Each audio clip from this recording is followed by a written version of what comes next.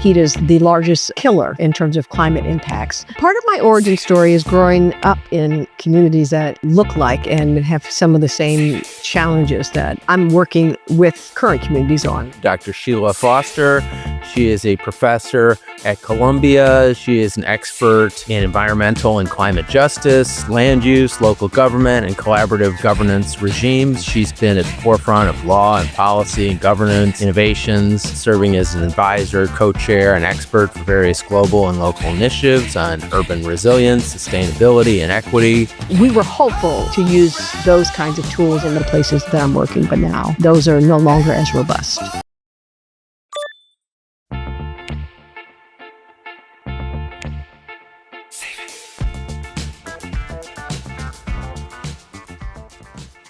You're listening to A Climate Change. This is Matern, your host. I've got a great guest on the program, Dr. Sheila Foster. She is a professor at Columbia. She is an expert in environmental and climate justice, land use, local government, and collaborative governance regimes. She's been at the forefront of law and policy and governance innovations, serving as an advisor, co-chair, and expert for various global and local initiatives on urban resilience, sustainability, and equity. Welcome to the program, Dr. Foster. Thank you. Nice to be here. So I always like to start at the beginning. What's behind your journey, or what's the beginning origin story kind of your journey towards climate and these issues? My journey began working on issues around environmental quality, particularly in urban communities, only because I had been writing about this issue of environmental justice when it first came on the scene in the mid to late 90s, and then started working with various urban communities. I taught at Rutgers University, which is in Camden, New Jersey, so that was one of the first communities that called me in as an expert. And so I began to see this kind of interesting intersection between urban development and also the history of development in these communities, and environmental quality. And over time,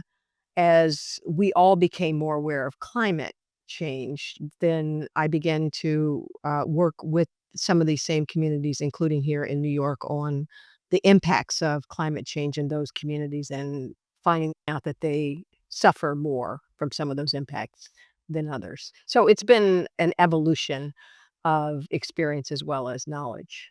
You're also the co-director of LabGov. Tell us a bit about that.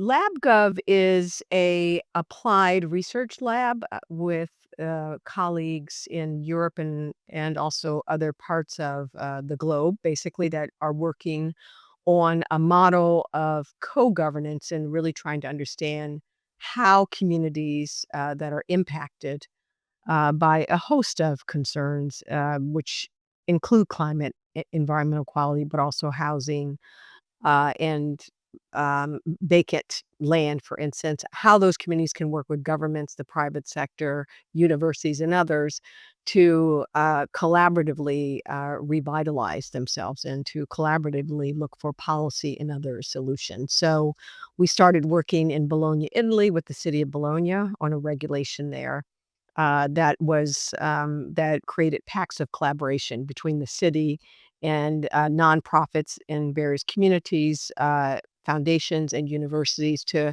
kind of co-create solutions for those neighborhoods. And then I brought some of those, or some of that work, to the United States to work with communities here, including in Baton Rouge, Louisiana, for instance, and in New York and other places. So where do you hail from? Where did you grow up? What area? So part of my origin story is growing up in communities that look like and have some of the same challenges that I'm working with current communities on. So I grew up in Miami, Florida, but I was born in Detroit, Michigan. So part of my family hails from Detroit. I lived there for part of my life, and then the other part of my family comes from Miami. And in both places, we lived either in or approximate to, and my parents also worked in communities that were kind of on the front line of a lot of social and economic challenges throughout the past few decades. And so when I went to law school, I'm trained as a lawyer. I knew that I wanted to work on those kinds of challenges and issues, but I wasn't quite sure what that would look like, and, eventually that led me to working on issues of environmental justice and climate justice. So, you're also co-author of Co-Cities: Innovative Transitions Toward Just and Self-Sustaining Communities. Tell us about the book and why you wrote it and how it's been received. The book is based on the work that LabGov has been doing, and there are really 2 parts of the book. One is, an empirical study of over 200 cities and 500 projects and policies in those cities in different regions of the world, and what the question we were asking is, are there models of collaborative city governance or revitalization in urban communities or policies that help those communities and that help cities address the challenges in those communities? And what do they look like? And what are the main design principles? And so part of the book is reporting on what we found, and the other part of the book is abstracting principles around what we found, like in what we call the co-city, which is a collaborative city that is working with different sectors and bringing it together and in a collaborative mode to address challenges in that city. So, for instance, if a community in New York City lacks broadband or high speed access in a smart city, which New York City is, we work with a community in Harlem to come up with a community broadband network, working with the city, working with Microsoft, which donated edge cloud servers, and then working with the community to put in the hands of folks in public housing and small businesses that don't have access to fast, secure broadband access, to put in their hands a functional network that then is connected to the city's 5G infrastructure. So that's an example of the kind of policy or projects that we were looking to find around the world and how do those work? In what circumstances do they work? So that's part of the book is to just report back on that. And the other part is to explain this model of co-city that we think a lot of cities could adopt and in fact have adopted to work more collaboratively with communities and different sectors to really innovate. A couple things. What are the design principles that you found that actually work?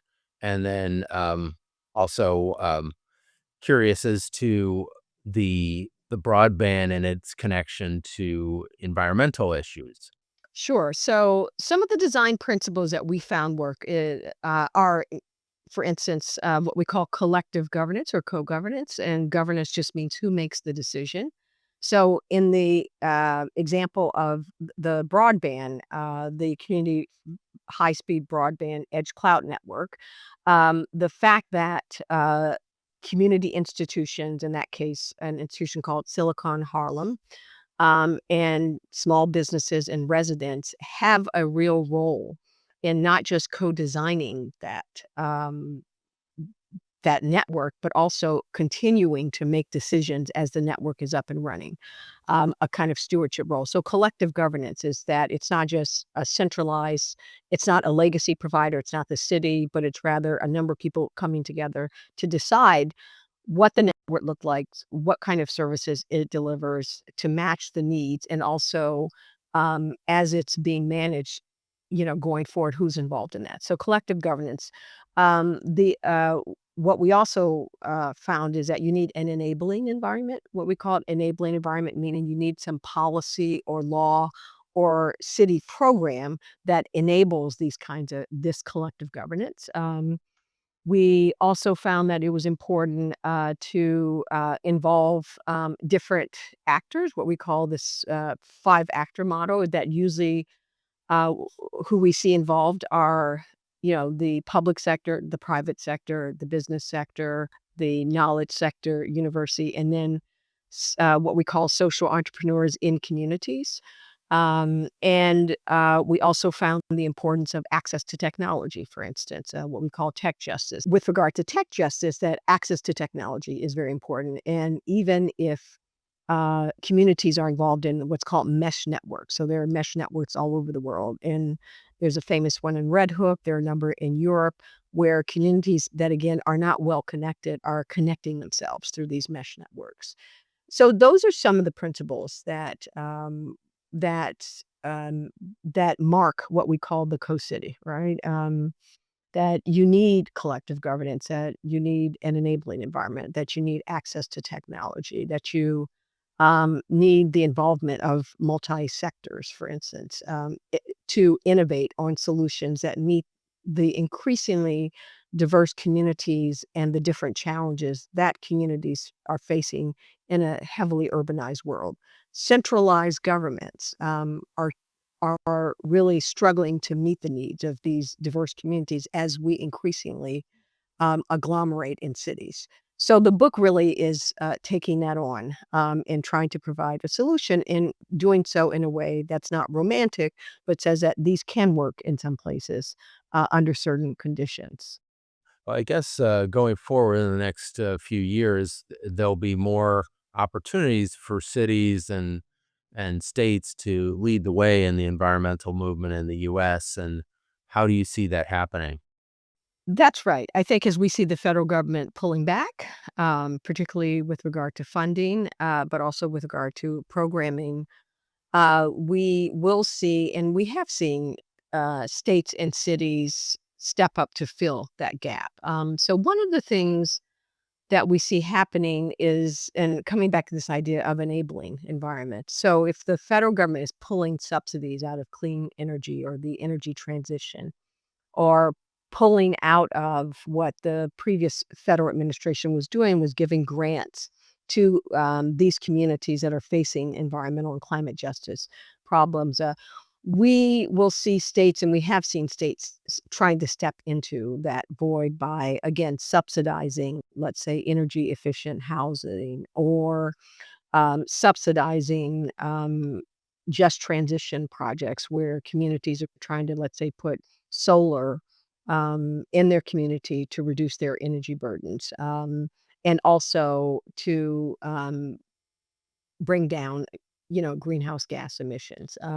And in at the local level, we see increasingly cities facilitating, community land trust, for instance, in which, cities are working with communities to either help them acquire or transfer to them available land in the city. It could be vacant land, it could be abandoned land, underutilized land, to create something called a land trust. And that is that a nonprofit manages and owns land, but leases it to housing or commercial uses, or even park and other uses, to users, to over a 99-year period, not to rent, but actually to generate some equity. So that's one of the models of collective governance that we found, the increasing use of community land trusts. Mostly they've been used for affordable housing to allow people to live in high cost cities, for instance. So these exist in New York. They're flourishing in New York and places like Los Angeles and Seattle, but in a way that allows them to earn limited equity. And the land trust serves as a kind of land value capture. It owns the land, but it's keeping it affordable. It's a complicated structure, but it's work and it's flourishing. So that's one way that cities, I think, are helping to address these issues. And I say housing because housing is an environmental issue and it's an energy issue, right? A lot of the problems around energy insecurity, where people cannot, let's say, pay rising utility bills, so they can't run their air conditioning. And so, in a heat wave, you have very vulnerable populations suffering and even leading to some deaths. Heat is the largest killer in terms of climate impacts. If you have a house that is energy efficient, where you don't have air escaping from the windows, if you have solar, for instance, or even community solar, that can address a number of problems, not just good quality housing, and then you have affordable housing through a land trust, but also energy insecurity and climate impacts. So those are the kinds of holistic solutions that also map onto what we call this co-city approach, which is focused on collective governance, innovative solutions to an intersecting range of problems that are not that separate: housing, environment, energy, and, and affordability. So, do you see the rate at which these solutions are being adopted that you're proposing increasing and increasing at a dramatic enough rate to really make a substantial impact given the enormous scope of the problem? It's a really good question because I think scale is a challenge, to this model and to similar models in which you're trying to put into place solutions that don't come from a centralized government and that are worked out in offices and among officials and then kind of applied broadly and may face some opposition, but rather are co-created with the people that are going to benefit from them. And then you're wrapping and really titrating that solution to those needs, right? So that is a much more, um, I would say, costly in terms of time and process. It's a more costly solution, more sustainable, I think. But I think if it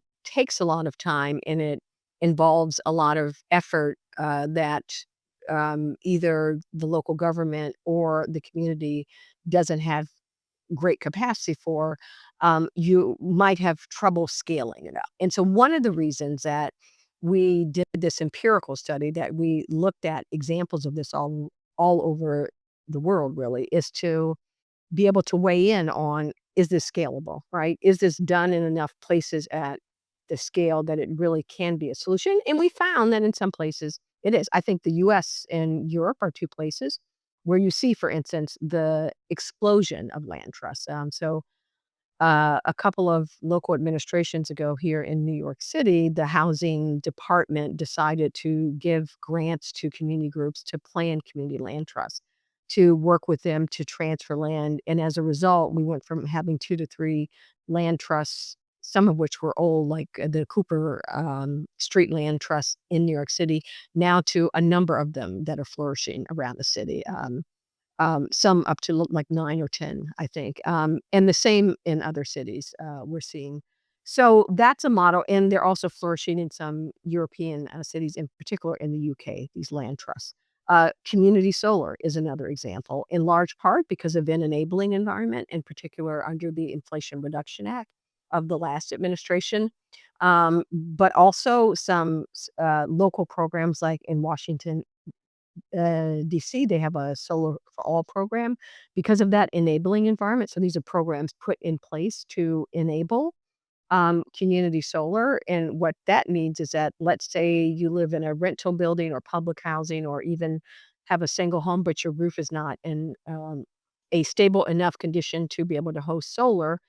Community solar allows you to put panels on a building that you rent or on a sponsorship building. It could be a business in the community, and then various people buy into that community solar, and then the utility passes those savings back to the household. So we see that flourishing for because of, again, an enabling environment. So coming back to this co-city approach, yes, these solutions can scale, but they need an enabling environment. They need a policy enabling environment, state, local, and or federal government that not only puts in place a kind of welcome mat to say, we want you to do this, but often some kind of subsidy. I guess another question related is what's the return on investment for the projects that you're talking about versus, say, a scale solar project or a large scale wind project in terms of reducing greenhouse gases? I realize that may be challenging given the fact that there are other factors in play in terms of, I would think, an advantage of your approach is it brings in more community members, gets more people involved, and creates maybe deeper connections to the environment on a more holistic basis, which, of course, is almost impossible to measure. So, given that impossible question, what's your answer? Well, I think that we need to do both, and they're not unconnected, right? In the sense that we know that we had large scale infrastructure needs if we're going to meet the energy demand in the next few decades. So we need large scale wind and solar. and at the same time that the federal government and state governments, and sometimes regional, as in the Regional Greenhouse Gas Initiative and other regional pacts, were trying to move toward that, we were also seeing the explosion of these community level efforts, because they're not disconnected, right? You could build wind and solar in as many places as you can, and notwithstanding how long that takes and the red tape around that, and now the political, uh, um, pushback against that, you can build all that, at scale, but you would still have needs in certain communities, for these kinds of models, because, one query is whether even that large scale infrastructure, whenever it comes online, reduces cost enough, that you're covering some of these communities. Which is to say that, that they're still gonna have challenges around energy costs and quality of housing. If they run their air conditioning, it's not staying all inside. So there are, it's a complicated problem without one solution. So return on investment, it depends on what kind of return you're talking about. If the return is mitigation, then I think you see for sure more mitigation with large scale wind and solar in terms of greenhouse gases. If you're talking about reducing the disproportionate impacts around energy cost and also climate impacts, then I think you probably get a little bit more um, o- at the community solar and the community project scale level because it's more targeted toward those households and those communities that are on the front lines of those challenges. I guess another question is how does your approach work in, say, smaller towns and places like that that seem to be kind of the ruby red parts of the United States? So one of the projects I have going is in Baton Rouge. It's not small, small, but it's a medium-sized city, and we've been able to work with the local government, the local redevelopment authority there, in a 4-mile area of the city that is what I would call an infrastructure desert. They have lots of vacancy. They have inconsistent sidewalks and roadways, and even streetlights. Very little commercial activity, etc. And we've been brought in, to apply the Coast City model there, and one of the things that we've done is, created a community land bank and land trust for the city to get, to move some of the, vacant lots, into this community, institution, to hold it and then to develop with philanthropic and other dollars.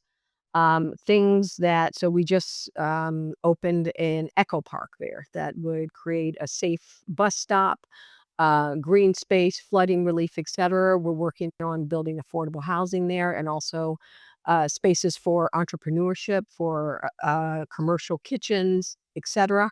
And all of that is done with the city, with, philanthropic and hopefully some private investment to, revitalize that part of Baton Rouge that has, a long history, long, long time ago was a commercial corridor, but over the years has become, quite, blighted and disinvested.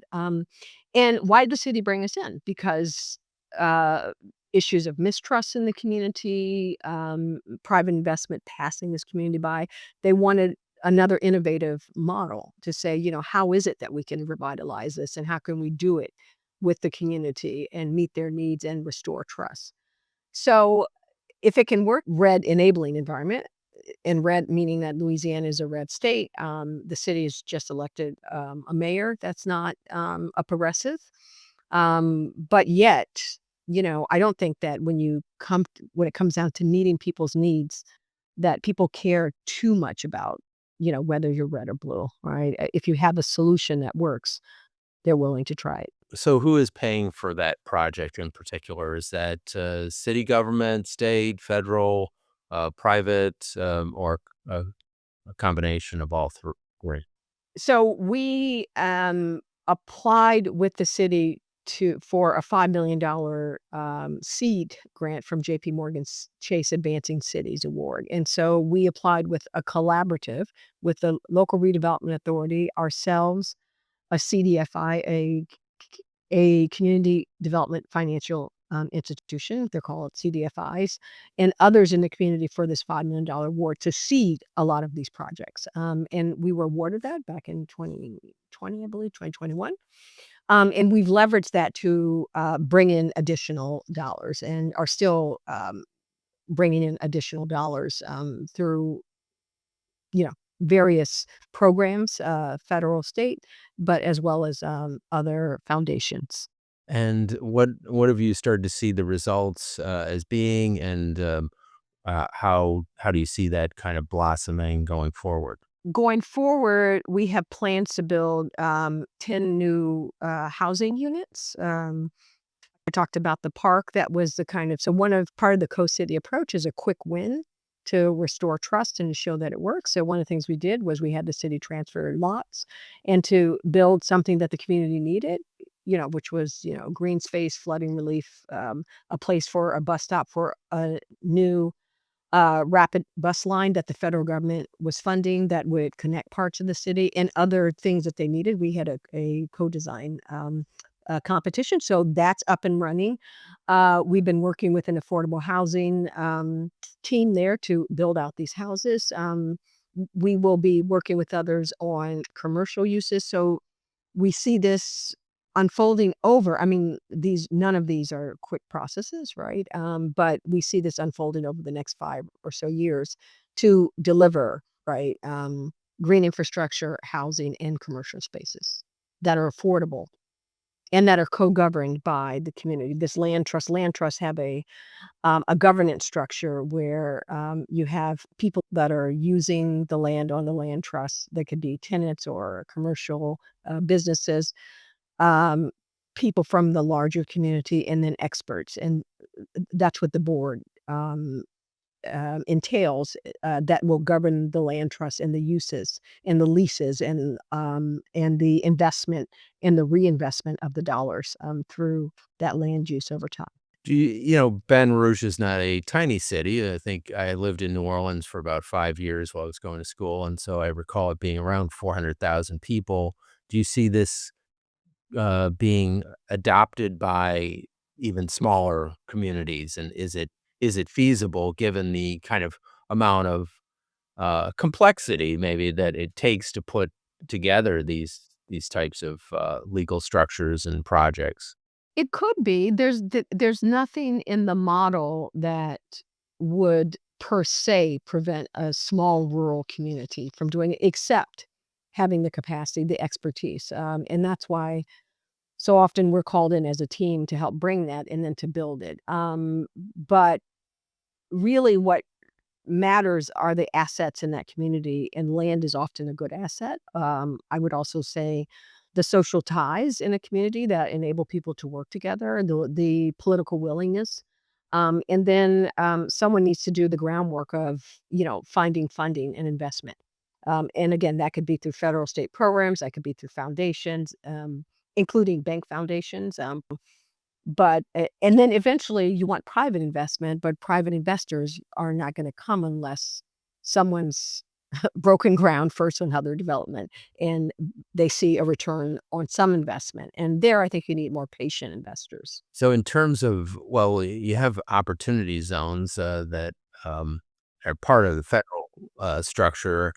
I don't know how effectively those have worked. In some respects, I think they put money in developers' pockets versus, you heard about President's son-in-law who was opportunity zones investing, and I wonder how much of that actually got down to people in need versus developers in need. They've largely passed these communities by, those opportunity zones. I mean, there have been studies. They are not landing in the kinds of communities I've been working in. And so one feature of the legislation under the previous administration, federal, was a direct pay feature that we were thinking about using. It still existed, wasn't taken out with the big, beautiful bill, as they call it. Wasn't one of the incentives that was removed from the IRA and the bipartisan infrastructure Act. But one of the things that that allows is a nonprofit or a city to, instead of having a tax credit for bringing a private investor in, they would actually get a direct pay cash, which could directly subsidize, right, development. If one could partner with the private sector, you could pass that along to the private sector or take it out front and work with an affordable housing developer, let's say. So there were these new tools that were part of the previous legislation that still exists, at least nominally. It's not at all clear to me that once you take away the other incentives, which have been taken away of the Infrastructure Act and the IRA, that direct pay feature works as well. Because what you'd want to do is stack that direct pay on top of the other, tax credits for doing work in what they called a disadvantaged community that was mapped by the federal government. Or if you had local hires, or if you were doing certain kinds of climate work, you could reduce the development by up to 60% by stacking those and then using the direct pay to get a lot of that money out front. So we were hopeful to use those kinds of tools in the kinds of places that I'm working, but now those are no longer as robust. Thank you so much, Dr. Sheila Foster, for being on our program and sharing with the listeners the amazing work that you're doing around the country that is impacting the lives of lots and lots of people. Um, Kudos to you, and let people know how they can support you. What are the ways, I guess, go out there and buy a copy of your book, uh, Coast Cities: Innovative Transitions Towards Just and Self-Sustaining Communities, and check out LabGov. What else are ways that people can support your work? I think people can talk about the alternative models that are working. I think we have a lot of alternative models for housing, for climate environment. So congestion pricing is one we just talked about. There are things that work that address these problems, and I am doing the work, but other people are as well. Look for people that are doing the work. I'm always happy to talk to people in cities or towns that want to bring this model there and to talk about how to do it. So I'm always happy to connect with folks who are interested in trying something different and innovative and something that can both restore trust in communities with government, trust in government, but also actually bring needed change and services to people that are struggling right now.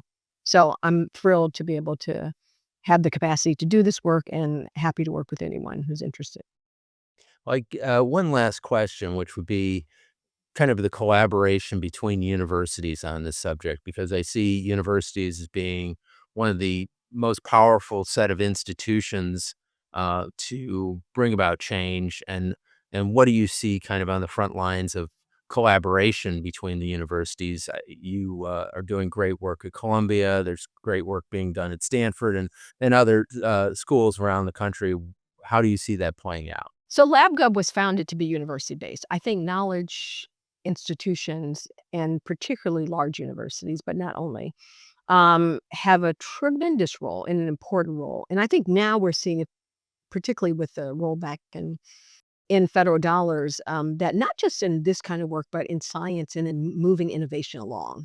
So I do think if you lift the black box or of how universities operate, that you will find in many of them this kind of work going on, although it's often hidden and it's under resourced. One of the things that drew me to Columbia was that the climate school came out of what was called the fourth purpose of the university. The previous president Bollinger created this fourth purpose mission, and that was the university having impact in the world and in communities. And so a large part of what we do around Columbia and at the climate school comes out of that sense of fourth purpose. That yes, we value scholarship, obviously, and research. That's the crux of the university and good teaching and service. But then there's this fourth purpose, and that is having impact. Um, and partnering to have impact, you need partners. Communities can't do it alone. Governments can't do it alone. The private sector often can't do it without some collaboration, and universities can't do it alone. So it's important, those partnerships, those public, private, community, university partnerships that I write about in the book are super important, and we've seen those flourishing. And that's at the core of the model as well, is to create those kind of partnerships that are not just triple three, public-private partnerships, but triple five, public, private, university, community. Yeah, I see that as well. It's universities becoming more and more powerful actors out in the world and have huge endowments and resources that are way beyond kind of individuals and that they need to be responsible stewards of that power to really, as you said, effectuate that fourth purpose, which is impact on community. We can't just be kind of up in an ivory tower. It has to be out on the ground with people who are in need. So, thank you again, Dr. Sheila Foster, for being on the program, and we'll look forward to collaborating with the work that you're doing there. And if we can be of any help, please let us know. So everybody follow Dr. Sheila Foster going forward and see what she's doing and support her in any way that you can. Thank you so much, man. It's great to be on the podcast. I enjoyed our conversation. Thank you.